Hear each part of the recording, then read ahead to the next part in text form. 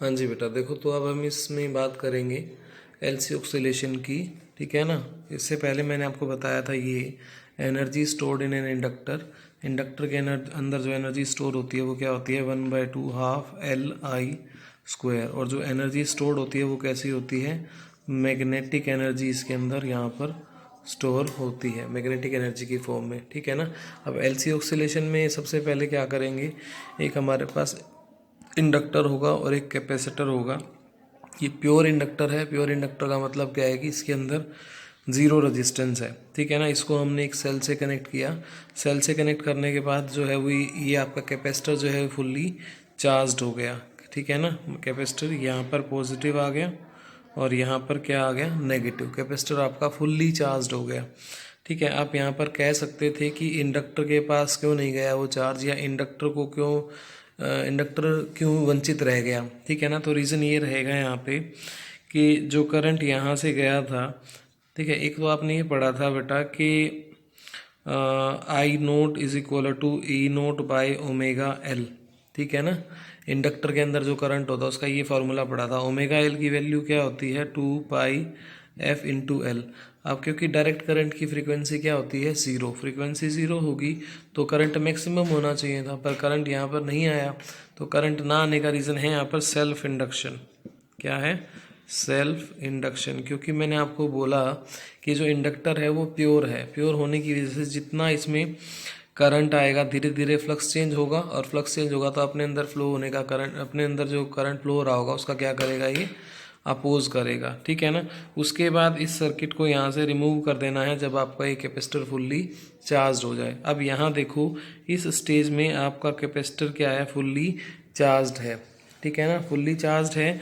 और ये आपका इस सर्किट में क्या कनेक्ट है, यहाँ पे इंडक्टर कनेक्ट है। तो होगा क्या, यहाँ पर अगर मैं एनर्जी लिखूँ तो इसकी एनर्जी क्या है, मैक्सिमम, और इसकी एनर्जी क्या है, मिनिमम है। कैपेसिटर की एनर्जी यू सी लिख देता हूँ कैपेसिटर की एनर्जी, और यू एल लिख देता हूँ इंडक्टर की एनर्जी। ठीक है। तो ये एनर्जी मिनिमम है, ये एनर्जी मैक्सिमम है। उसके बाद क्या होगा, कैपेसिटर आपका ग्रेजुअली डिस्चार्ज होगा। ठीक है। ग्रेजुअली डिस्चार्ज होगा तो इसका मतलब क्या है कि यहाँ से ये इलेक्ट्रॉन चलेंगे इस तरीके से और यहाँ पर पहुँचेंगे। ठीक है जी। तो डायरेक्शन ऑफ करंट क्या हो जाएगी यहाँ पे, अगर डायरेक्शन ऑफ करंट की बात की जाए तो डायरेक्शन ऑफ करंट क्या होता है, opposite to the flow of electron. ठीक है। वो इलेक्ट्रॉन यहाँ चल के वापस कहाँ आएगा, इस पॉइंट पर आएगा, और इलेक्ट्रॉन और इस पॉजिटिव चार्ज को क्या करेगा, न्यूट्रलाइज करेगा। न्यूट्रलाइज करने का मतलब क्या है कि कैपेसिटर का जो चार्ज है वो ग्रेजुअली क्या हो रहा है, कम हो रहा है। और कैपेसिटर का चार्ज अगर कम हो रहा है तो ये देखो, ये हमारे पास फॉर्मूला होता है कैपेसिटर की एनर्जी का, 1/2 CV², या 1/2Q²/C, या होता है 1/2QV। ठीक है ना। तो हम इसका यूज़ कर लेते हैं इस फॉर्मूले का 1/2 CV² का, क्योंकि हमारे पास कैपेसिटर का कैपेसिटेंस दे रखा है और चार्ज दे रखा है, और चार्ज धीरे धीरे क्या हो रहा है, कम हो रहा है। तो कैपेसिटर की एनर्जी क्या हो जाएगी, कम हो जाएगी। ठीक है ना। तो कैपेसिटर की एनर्जी अल्टीमेटली धीरे धीरे क्या होगी, कम, और यहाँ पर मैग्नेटिक एनर्जी बढ़नी शुरू हो जाएगी। तो इस तरह से यहाँ पर मैग्नेटिक एनर्जी बढ़ रही है तो मैं यहाँ पर मैग्नेटिक फील्ड लाइंस बना देता हूँ। ठीक है ना। और अब एक पॉइंट ऐसा आएगा कि यहाँ पर हाफ इसकी एनर्जी लॉस हो चुकी है और यहाँ पर हाफ एनर्जी इसकी बढ़ चुकी है। ये एनर्जी ज़ीरो थी, ये कुछ बढ़ गई, और ये मैक्सिमम थी, ये कम हो गई। ऐसा हुआ। ठीक है ना। यानी यहाँ पर आप मैग्नेटिक फील्ड लाइंस थोड़ी और बना दीजिए जो ये रिप्रेजेंट कर रहा होगा कि यहाँ पर मैग्नेटिक एनर्जी बढ़ गई है। उसके बाद नेक्स्ट स्टेप में क्या होगा, फोर्थ स्टेप में, ये आपका फोर्थ स्टेप है, यहाँ पर क्या होगा कि मैग्नेटिक एनर्जी जो है वो मैक्सिमम हो जाएगी। यानी इंडक्टर की जो एनर्जी है वो क्या हो गई है, मैक्सिमम, और कैपेसिटर की एनर्जी जो है वो क्या हो गई है, ज़ीरो। यानी कैपेसिटर ने टोटल एनर्जी यहाँ पर दे दी और ये 100% डिस्चार्ज हो गया।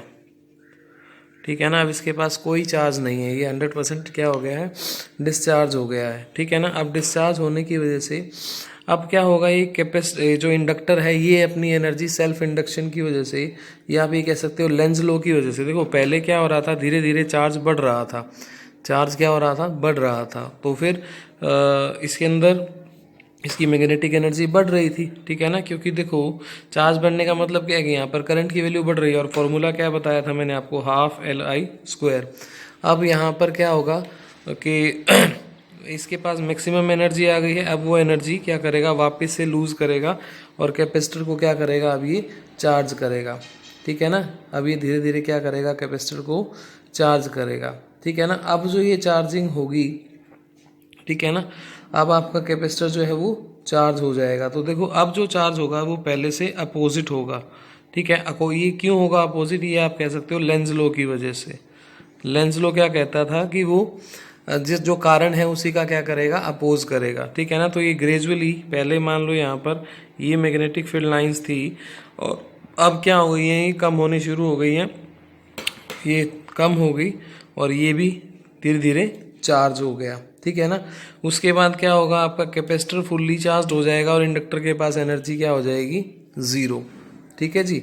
अच्छा, इसके बाद नेक्स्ट में क्या होगा, आपका कैपेसिटर फुल्ली चार्ज हो गया था, ठीक है ना। अब ये फिर से कैपेसिटर क्या होगा, डिस्चार्ज होगा। कैपेसिटर फिर से क्या होगा, डिस्चार्ज होगा और इंडक्टर को क्या करेगा, चार्ज करेगा। यानी ये कम हो गई और अब ये क्या हो जाएगी, ज़्यादा हो जाएगी और यही प्रोसेस लगातार चलता रहेगा। तो एक्चुअल में एलसी ऑक्सीलेशन में ऑक्सीलेशन किसका है बेटा, एनर्जी का ऑक्सीलेशन है। किसका ऑक्सीलेशन है, एनर्जी ऑक्सीलेट करती है, ठीक है ना। पहले आपका कैपेसिटर चार्ज था यहाँ पर, फिर वो डिस्चार्ज हुआ, ठीक है ना। डिस्चार्ज हुआ तो डिस्चार्ज होने के बाद इंडक्टर की एनर्जी मैक्सिमम हो गई, फिर इंडक्टर की एनर्जी इक्विवेलेंट हुई, इंडक्टर ने कैपेसिटर को चार्ज करना शुरू किया, कैपेसिटर फुल्ली चार्ज हुआ, फिर कैपेसिटर फुल्ली डिस्चार्ज होगा, यहाँ पर आने के बाद यहाँ डिस्चार्ज हो जाएगा और ये फिर क्या हो जाएगा, मैक्सिमम, ठीक है ना। यही प्रोसेस लगातार चलता रहेगा। बट इसमें एक पॉइंट देखने वाला क्या है कि पहले कैपेसिटर चार्ज था, फिर डिस्चार्ज हुआ, यहाँ पर इस पॉइंट पर आकर डिस्चार्ज हुआ, अब ये फिर से चार्ज होगा। पर अब ये जब चार्ज हो रहा है तो अपोजिटली चार्ज हो रहा है लेंज लॉ की वजह से।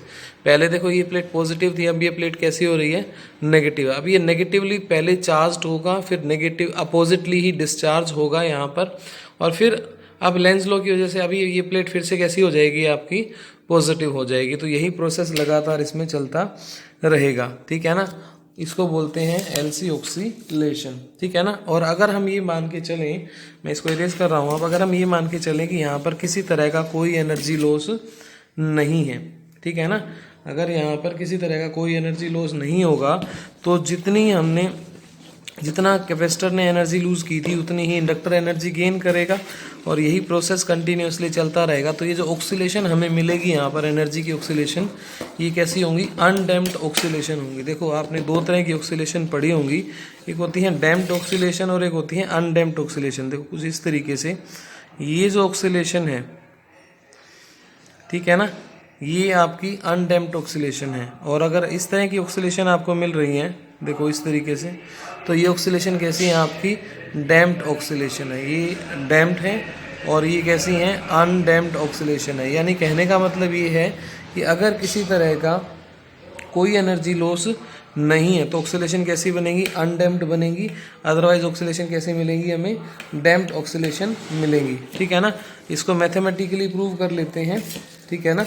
मैथमेटिकली प्रूव करें तो ये हमारे पास इंडक्टर था, ये हमारे पास कैपेसिटर था, ये हमारा सिस्टम था एलसी ऑक्सीलेशन में, ठीक है ना। और अगर हम ये बात करें कि देखो वैसे कोई सेल तो है नहीं, एक बार बस इसको चार्ज किया था। तो अगर मैं यहाँ पर KVL लगाऊं तो KVL क्या कहता है कि summation V is equal to 0 होता है। यहाँ का EMF और यहाँ का EMF, इन दोनों का सम किसके बराबर होगा, 0 के बराबर होगा, ठीक है ना। तो अगर पोटेंशियल डिफरेंस निकाला जाए अक्रॉस कैपेसिटर, ठीक है ना, कैपेसिटर के अक्रॉस अगर पोटेंशियल डिफरेंस निकाला जाए तो वो कितना आएगा, हमारे पास फॉर्मूला आता है Q is equal to CV, तो Q by C is equal to क्या हो जाएगा, पोटेंशियल अक्रॉस कैपेसिटर।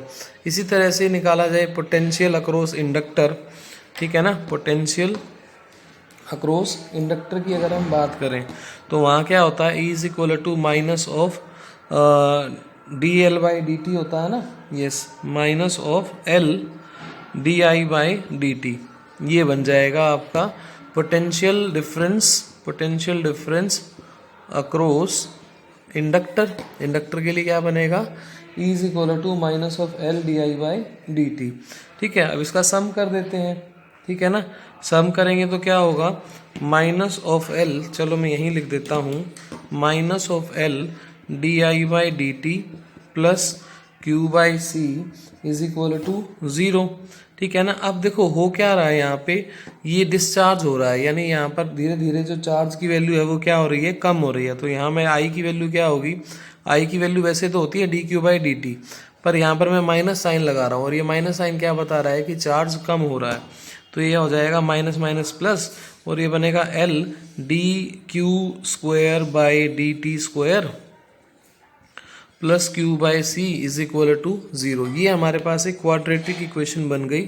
ठीक है ना। और इस क्वाड्रेटिक इक्वेशन को अगर आप सॉल्व करेंगे, ठीक है ना, इस क्वाड्रेटिक इक्वेशन को सॉल्व करेंगे तो आपके पास सॉल्यूशन आ जाएगा भी कितनी इसकी फ्रीक्वेंसी होनी चाहिए। इस तरह से आपके पास आंसर आ सकता है। ठीक है ना। ये बन गया आपके पास L D Q square by D T square plus Q by C is equal to 0। ठीक है ना। अब देखो